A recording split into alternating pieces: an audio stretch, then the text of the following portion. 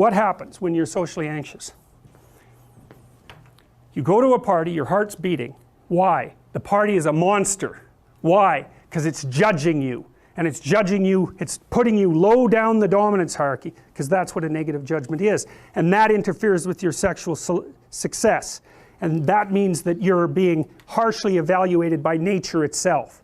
Right? So you are confronting the dragon of chaos when you go into the social situation. And so what do? You're like this, right? You hunch over, and that's low dominance. I'm no threat. It's like, well, that's not going to get you very far. You know, but that's a logical thing to do in the face of a tyrant. So I'm no threat. You know, you look at the king and you're dead. I'm no threat. I'm hunched over. And then what's happening internally? What are people thinking about me? What are people thinking about me? Am I looking stupid? Am I looking foolish? Geez, I'm awkward. I hate being here. Man, I'm sweating too much.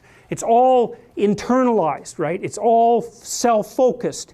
The eye isn't working. What do you tell people?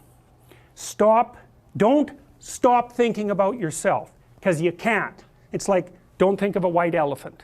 White elephant, white elephant, white elephant. You can't tell someone to stop thinking about something because they get caught in a loop. What you do with socially anxious people is you say, look at other people. Look at them, right? Why? Because if you look at them, you can tell what they're thinking. It's another thing to do if you're ever speaking to a group of people. Never speak to the group of people. That doesn't exist. You talk to individuals, and then they reflect for you the entire group, because they're all entrained. So you look at one person, they broadcast to you what everyone's thinking, and you know how to talk to one person. So it's easy.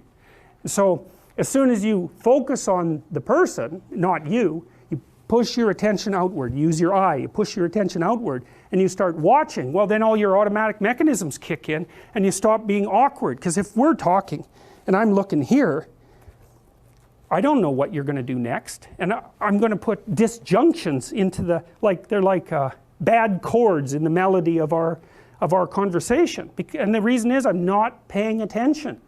So that's why the eye is the thing at the top of the pyramid. It's like the thing that enables you to win the set of all possible dominance hierarchies is the eye. Pay attention. Pay attention. That's the critical issue.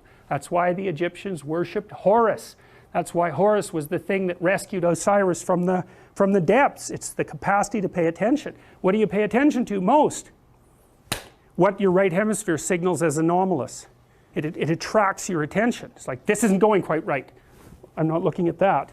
Wrong.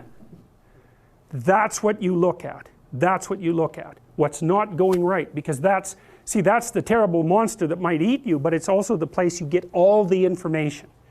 So that's why it's useful to have discussions with your enemies, because they will tell you things you do not know. And that's the reason, again, why the terrible predator, it's always the terrible predator that has the gold. It's like it's the person who delivers the message you do not want to hear. So it's rough, but it doesn't matter. Life is rough.